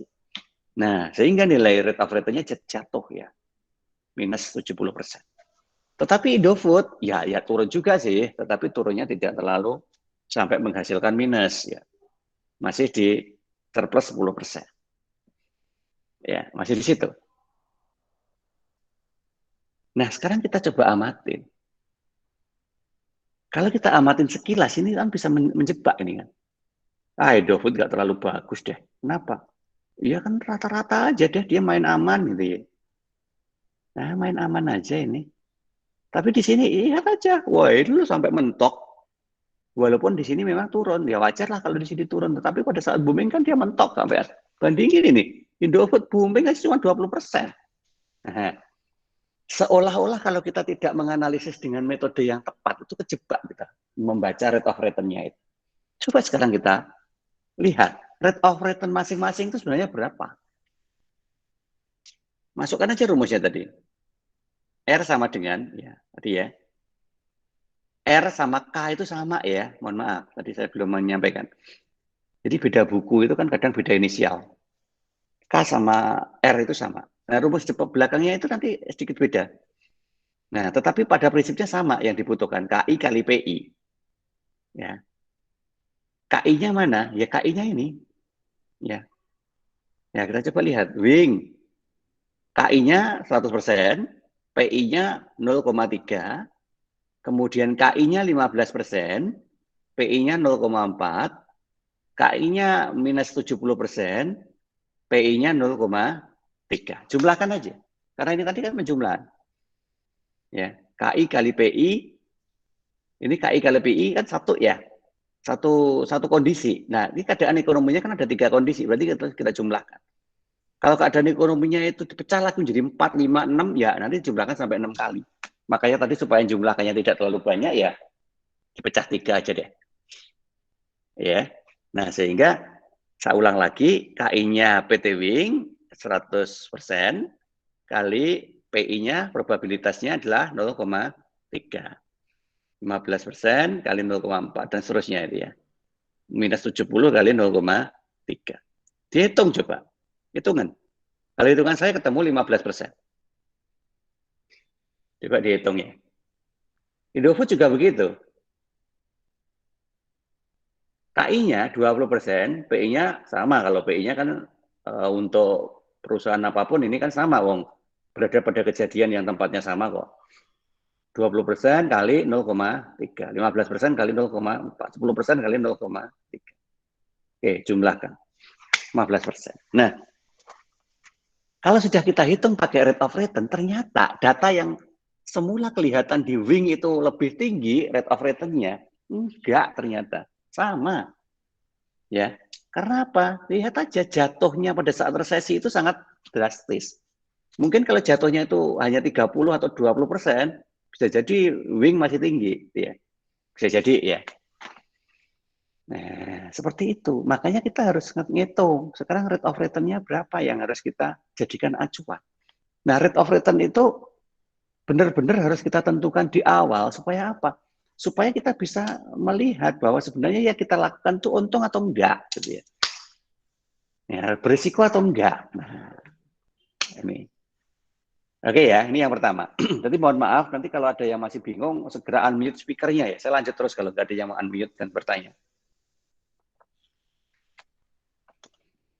Oke, ini yang pertama. Kemudian yang kedua, tahap yang kedua, kita menghitung deviasi standar atau standar deviasi. Karena apa?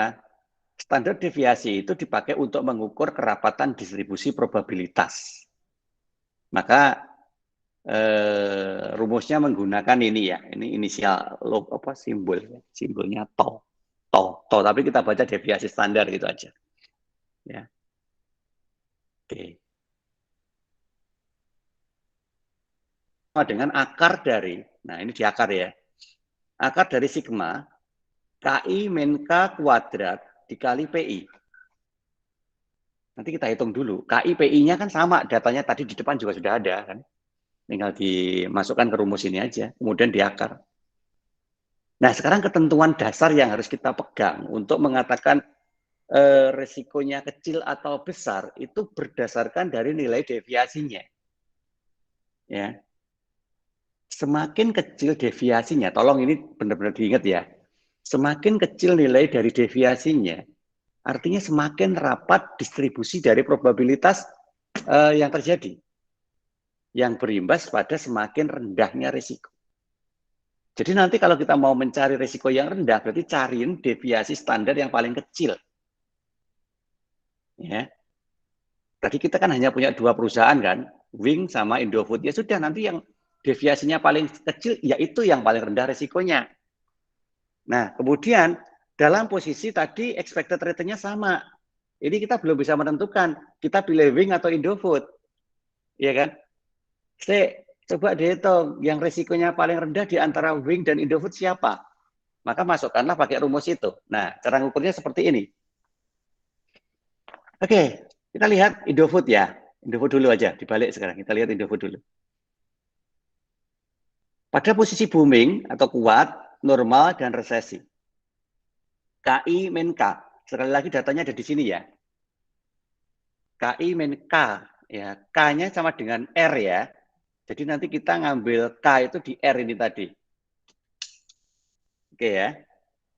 Oke, masukin. KI-nya kuat 20 ya tadi ya. Indofood ya. Ini ya.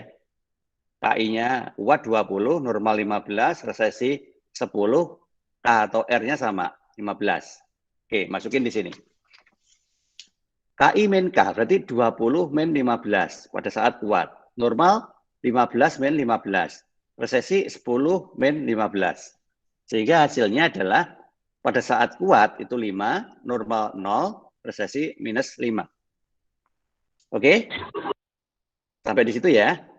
Nah, kemudian karena tadi kita kuadratkan, ya maka kita hitung sekarang. KI min K kuadrat. 5 kuadrat 25. 0 kuadrat 0. Minus 5 kuadrat positif 25. Yes ya. Kuadratnya ketemu ya. Nah, sekarang kita kalikan dengan PI-nya. Nah, PI-nya tadi di sini kan juga sudah ada ini PI-nya. Kuat 0,3, normal 0,4, resesi 0,3. Udah kalikan.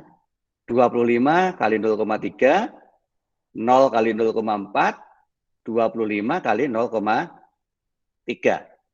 Hasilnya 7,5, ini 0, dan 7,5 jumlah. 7,5 ditambah 7,5 adalah 15. 15 ini adalah varian, ya, atau varian kuadrat tadi. Nah, supaya nanti jadi standar deviasi, gimana? Harus diakar. Ya, karena tadi kan rumusnya akar. Jadi 15 itu kita akar. Berapa akar dari 15? Kemudian nilainya kita prosentasekan. Ya. Jadi akar dari 15 itu berapa? Kemudian kita prosentasekan. Nilainya ini nanti, tolong hitungan. Saya tidak ngajarin matematika lagi ya. Saya anggap kalian udah ngerti lah kalau matematika sederhana seperti ini. Ya, 15 diakar, hasilnya berapa? Kemudian diprosentase, ketemu 3,87%. Berarti standar deviasinya Indofood berdasarkan data itu tadi adalah 3,87%. Hal yang sama kita pakai untuk menghitung Wing. Ya, kita hitung Wing dengan pola yang sama. Oke, saya tidak ngulang lagi karena caranya sama. Ya, kita hitung dulu KI min K, ketemu hasilnya, kemudian kita kuadratkan. Hasil kuadratnya kita kali dengan PI, hasil kali PI-nya kita jumlah, maka ketemulah varian kuadrat 4.335. Kemudian biar ketemu jadi standar deviasi, maka kita akar. Akar dari 4.335 berapa? Kemudian kita prosentasekan. Dari situ ketemu 65,84%. Ya, kalian bisa milih sekarang. Dengan expected return yang sama-sama cuma 15, tetapi deviasi standarnya untuk Indofood 3,87, kemudian Wing 65,84. Ketentuannya, yang resikonya kecil, itu adalah yang deviasi standarnya kecil. Nah, dari situ kita baru bisa memilih berdasarkan dari hasil perhitungan deviasi standar dan expected return, maka yang dipilih adalah PT Indofood. Nah, kenapa? Karena risikonya kecil walaupun keuntungannya sama. Gitu. Setidaknya risikonya lebih kecil di Indofood dibandingkan di Wing. Yes, itu yang kedua, dasar untuk penetapan objek investasi. Tapi tunggal ya, sekali lagi ya, tunggal. Oke, nanti penjelasannya tolong dibaca ya.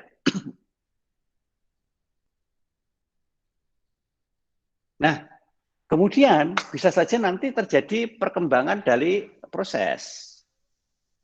Katakanlah terdapat dua pilihan investasi. Nah, kalau tadi kan sama-sama K atau R-nya itu sama ya, sama-sama 15%. Ya gimana kalau sampai K atau R-nya tadi beda? A, katakanlah return yang diharapkan lebih tinggi dan B mempunyai deviasi standar yang lebih rendah. Nah, punya keunggulannya masing-masing. Ya. A itu returnnya itu tinggi, tapi B itu resikonya lebih rendah. Pilih D. Ya. Maka kita menggunakan rumus ini, CV, ya, koefisien varian, ya, CV. Rumusnya adalah varian dibagi dengan K, monotok. Ya, tujuannya untuk apa? CV itu menunjukkan risiko per unit of return dan menunjukkan perbandingan yang berarti ketika return yang diharapkan untuk dua pilihan investasi itu tidak sama. Coba ini. Katakanlah ada proyek A, proyek B. Proyek A itu jauh lebih tinggi returnnya, 60%. Proyek B hanya 8%. Jadi kalau hanya melihat di return, A itu jelas lebih menjanjikan. Tapi coba lihat deviasinya, resikonya. A, resikonya sampai 15%. B cuma 3%. Nah, kalau dilihat dari resikonya, ya B lebih aman, ya kan? Tapi sekarang coba kita hitung, apakah benar B itu lebih cocok untuk kita lakukan investasi di situ? Maka kita masukkanlah koefisien variasi tadi. Ya, deviasi dibagi dengan return. Yang A, 15 dibagi 60 ketemu 0,25. Yang B, itu 3 dibagi 8 ketemu 0,37. Weh, ketok kan? 0,37 itu lebih besar dari 0,25. Sehingga pada prinsipnya walaupun B seolah-olah deviasinya itu jauh lebih kecil, tapi keuntungannya juga sedikit. Sehingga dia lebih beresiko timbangannya A. Ya. Nah, ini cara untuk mengukur. Sekali lagi, ini hanya berlaku untuk investasi dengan objek tunggal. Monggo, kalau ada yang mau ditanyakan silahkan ya. Oke, karena waktunya jalan terus, kita lanjut. Nah, sekarang bagaimana kalau kita mau objeknya itu tidak hanya satu? Tadi kan saya milih si perusahaan A, perusahaan B, perusahaan C, perusahaan D, katakanlah. Berarti kita sudah tidak pakai stand-alone base, nggak bisa. Ya, karena stand-alone base hanya satu. Lupa kalau tak hitung satu-satu gimana? Ya, nggak layak lah ya, nggak bisa. Jadi kita menggunakan model investasi portofolio. Apa itu? Portofolio itu adalah kombinasi dua atau lebih investasi seperti yang dari awal sudah saya sampaikan tadi. Ya, misalkan sama-sama di sektor telekomunikasi, ada Telkom, Indosat, nah, siapa lagi, tambahin dengan makanan misalkan. Ya, tujuannya apa? Ya tadi meminimumkan risiko. Nah, sekarang bagaimana rumusnya? Sama. Pertama kita harus menentukan expected return dulu. Segala sesuatu kan dimulai dari ekspektasi. Rumusnya ini. Sigma W kali E pada posisi R. Ya. Kalau dilihat dari rumusnya memang susah ya. Kita lihat aja contohnya langsung. Gampang kalau ada contoh Pak ya. Misalkan gini ya. Ada 3 jenis saham. ABC, DEF, GHI. Ya. Katakanlah itu. 3 jenis itu. Return yang diharapkan masing-masing sudah diketahui. Katakanlah ya. Expected return-nya sudah diketahui. Nah, cara ngukurnya gimana? Boleh pakai K atau R tadi. Katakanlah ABC 15%, DEF 20%, GHI 25%. Nah, terus sekarang kita, karena tadi berbagi ya, kalau tunggal kan gampang, tadi lo punya duit berapa, investkan semua di situ, itu tunggal. Tapi karena berbagi, maka duitnya harus kita bagi. Baginya gimana? Ya terserah. Mungkin berdasarkan dari return, yang tinggi kita kasih tinggi, yang rendah kita kasih rendah, atau gimana, monggo, nggak ada ketentuan kalau yang ini. Sendiri aja, monggo. Nah, katakanlah begini, ABC kita kasih 40% dari total modal kita. DEF kita kasih 30%, GHI kita kasih 30%. Nah, sekarang bagaimana risk of return ya. Return yang diharapkan, expected return. Expected return dari ketiga. Nah, ini. Kalau yang 15, 20, 25 itu kan per masing-masing kan. Itu bisa dihitung pakai K tadi atau R tadi. Tetapi kalau expected return dari ketiga portofolio itu cara ngitungnya gimana? Ya pakai rumus tadi. E sama dengan nilai sahamnya yang kita investkan di ABC 40% atau 0,4 dikali dengan return ABC 15% atau 0,15. Ya, tak ulang ya. Return yang diharapkan adalah prosentase alokasi modal kita untuk saham ABC 40% atau 0,4 dikalikan dengan return yang diharapkan di ABC 15% atau 0,15. Itu ABC. Yang DEF juga begitu, 0,3 kali 0,2. Yang GHI juga begitu, 0,3 kali 0,25. Udah, kalikan, jumlahkan. Ketemulah 0,195 pembulatan atau 19,5%. Maka, langkah pertama kita menentukan expected return-nya sudah ketemu. Dari ketiganya itu, expected return-nya adalah 19,5%. Oke. Nah, oleh karena itu kita nanti kemudian menganalisis bagaimana cara analisis portofolionya. Karena yang paling penting di situ adalah return dan risiko keseluruhan dari portofolio yang dimiliki. Ini yang garis bawahi ya.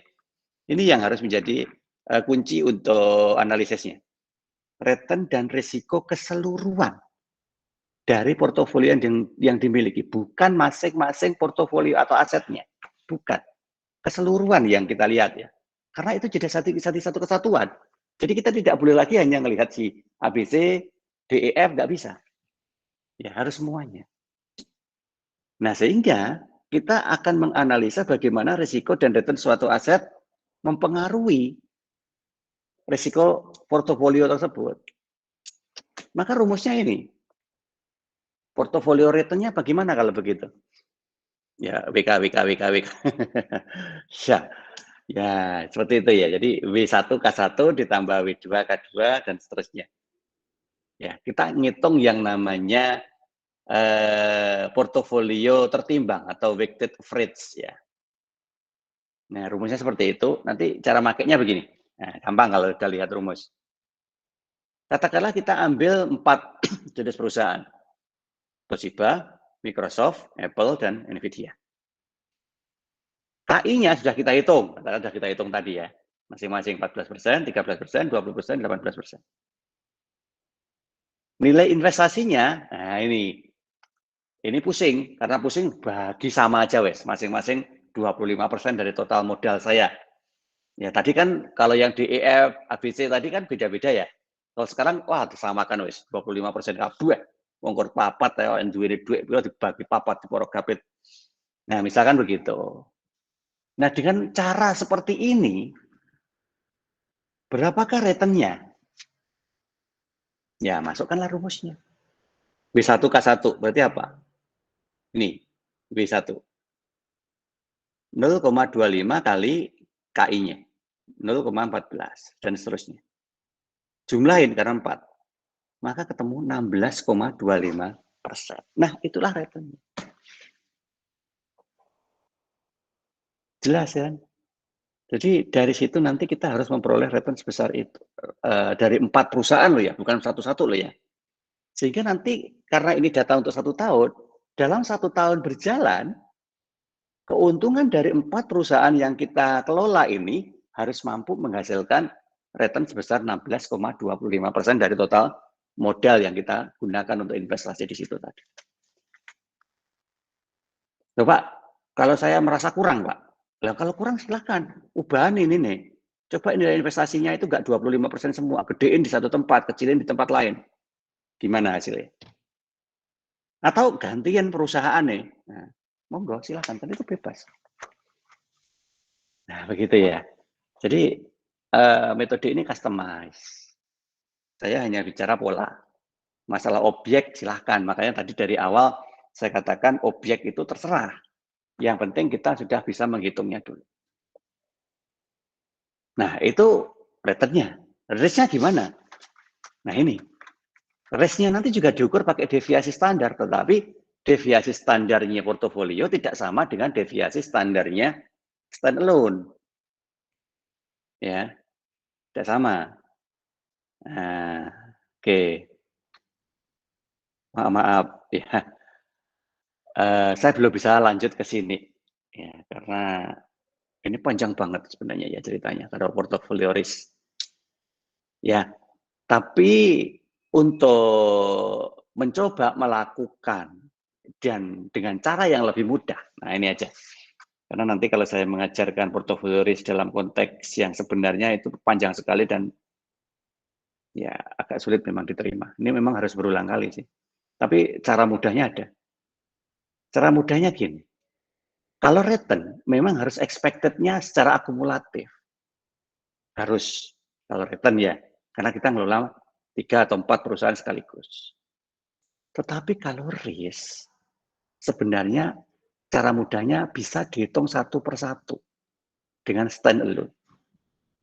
Jadi tadi di sini tadi kan ada 4 ya, Toshiba, Microsoft, Apple, Nvidia.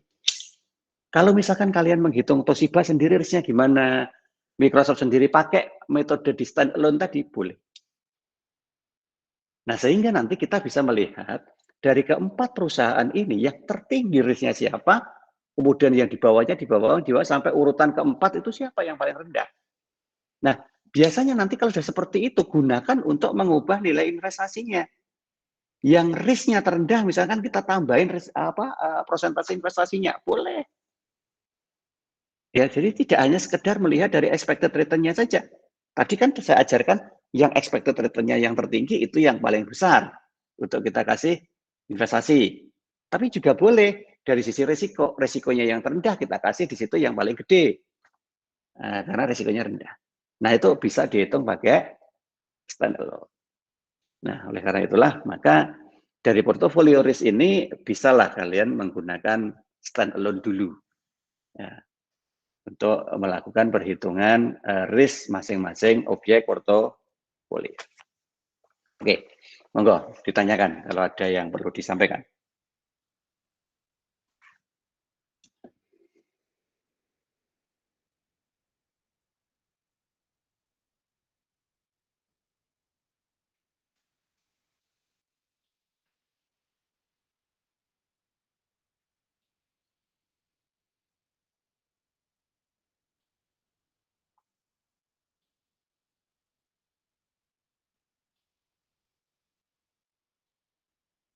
Oke, ada yang tanyakan enggak? Kayaknya kok diam semua. Nggak ada yang tidur ya? Jangan-jangan suara saya menyebabkan kalian nyenyak tidurnya. Ya, tapi sudahlah ya.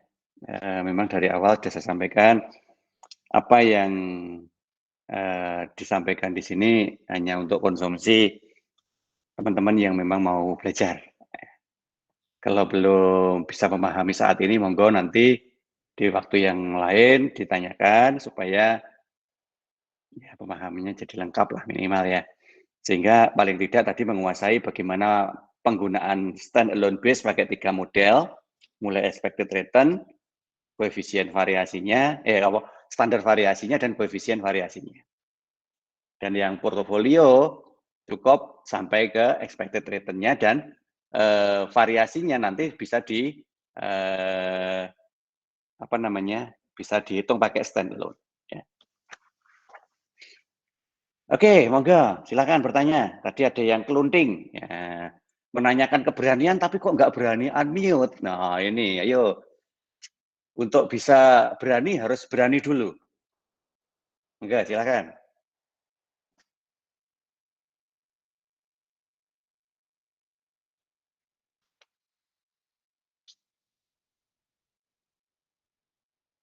Loh, nggak ada suaranya.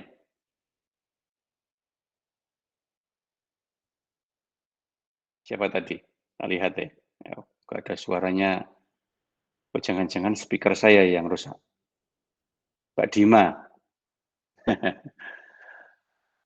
Kita nggak sedang kayak di ini ya, nggak sedang kayak di apa workshop atau seminar atau apa yang kemudian pertanyaannya nanti yang membaca adalah anunya operatornya. Enggak, ini operatornya juga Pak Arif yang memberi materi Pak Arif. Jadi langsung aja nggak apa-apa. Jadi nggak kayak di seminar. Jadi kalau memang bertanya saat tadi loh ya saya sampaikan. Walaupun saya masih ngomong, nggak apa-apa unmute speaker, izin untuk bertanya mumpung masih membahas di materi itu. Boleh. Jadi menyela itu boleh. Di kuliah Pak Arif, tapi kalau yang lain saya nggak ngerti ya. Monggo, boleh. Atau kalau nggak mau menyela, monggo silakan menunggu di akhir ketika diberi waktu untuk bertanya atau di awal kuliah, seperti biasa. Boleh ya. Tetapi usahakan nggak usah menulis gitu ya. Karena apa sih? Supaya ada interaksi gitu ya. Kalau menulis itu kok kayak nggak cantik. Ya sudahlah, izin bertanya Pak. Maaf kalau agak random. Ya random ya. Cara meningkatkan keberanian dalam mengambil risiko atau tindakan dalam memilih strategi investasi. Ya itu tadi, untuk berani ya kita harus percaya diri. Untuk berani kita harus percaya diri. Percayalah pada diri kalian. Karena nggak mungkin Tuhan itu menciptakan kalian itu iseng. Jadi semua orang itu pasti punya manfaat, punya nilai guna, punya nilai lebih. Cuman apakah itu sudah membuat kalian lebih percaya pada diri kalian atau belum? Itu yang pertama. Nah kalau memang masih belum, ya satu-satunya cara adalah belajar. Satu-satunya cara hanya belajar. Karena manusia itu tidak ada yang di format lahir itu mampu segalanya. Karena manusia itu dilahirkan normal mulai bayi yang nggak ngerti apa-apa sampai dewasa. Beda kalau misalkan manusia itu ada opsi lahirnya itu di-download gitu ya. Kalau manusia itu lahirnya di-download, mungkin pada saat di-download itu sudah membawa konten gitu ya. Wis iso ngene, wis iso ngono begitu. Tidak ada. Semua manusia itu dilahirkan dan memang harus belajar untuk jadi bisa. Hanya itu jawaban saya. Belajar. Kemudian dengan belajar itu harusnya jadi bisa. Targetnya itu bisa.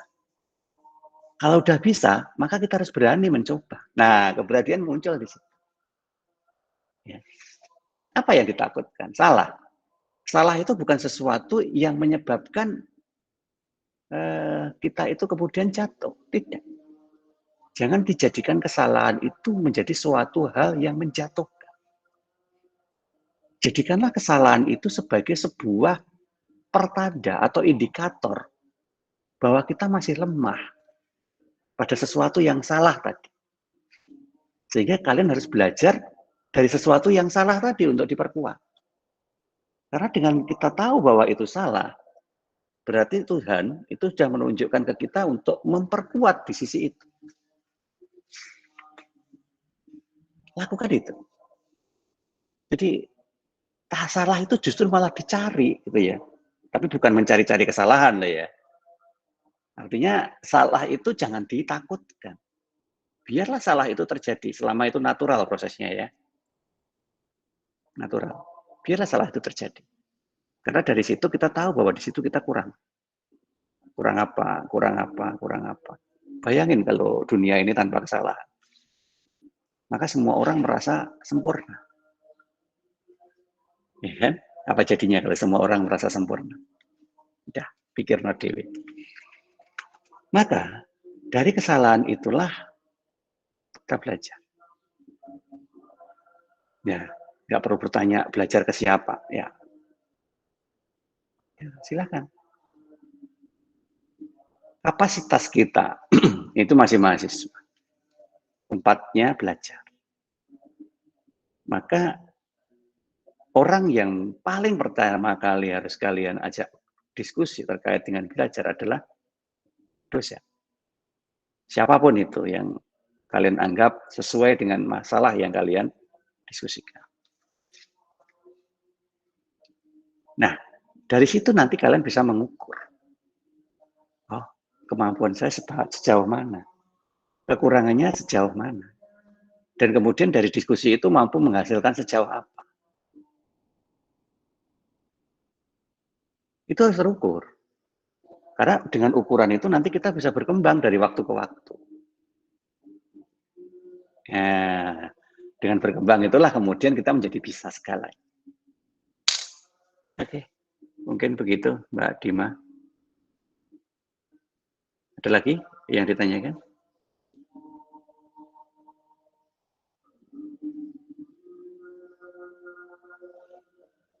Oke, kalau nggak ada yang ditanyakan, ya sementara saya cukupkan dulu sampai di sini. Mohon nanti kalau ada yang bertanya lagi silahkan di WA-kan ke grup. Kalau memang masih suka menulis, ya nggak apa-apa lah. Tulis di WA grup ya.